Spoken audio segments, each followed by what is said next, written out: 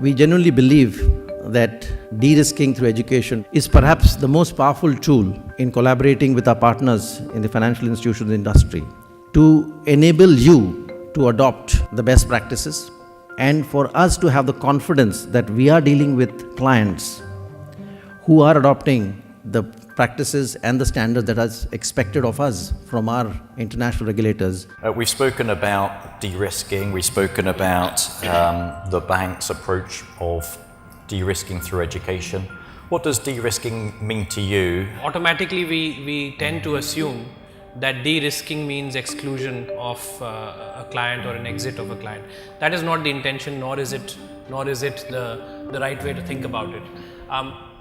De-risking actually means identifying the risk, putting in practical controls to address the risk, and then actually measuring that you did what you said you would do. To us, that's what de-risking is.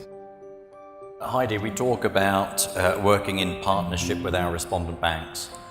What does that mean to you? What should our respondents expect from us? What's really important to us is that there's a mutual partnership and that there's an exchange of information that we're all comfortable with so that we really understand the AML programs that you have, the control environment under which you operate. I think being here today is a very important step in the right direction. We like to spend a lot of time understanding your control frameworks, sharing our control frameworks. We learn from you as well. I would say that probably the most important thing is knowing that you know your customers, right? Because today, I mean, when you think about, how is it that illicit funds are running through financial institutions, it's because there's a sense of anonymity that's either transactions are hidden. So the more we all understand the flows that are running through us, the better chance we have of disrupting those flows. During this particular session, we're going to talk about risk, how we actually identify it and how we manage to quantify it so that we can then manage it effectively. The session is actually titled a workshop on sanctions compliance. And the idea is to try to tease out the issues that are relevant to a good sanctions compliance program and have a discussion about what those factors are.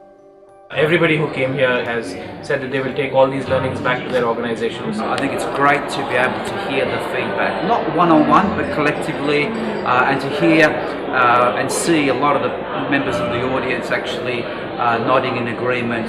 Thank you for having us, hearing the views and how we might work better. Your message is very clear to us and very well understood and very well appreciated.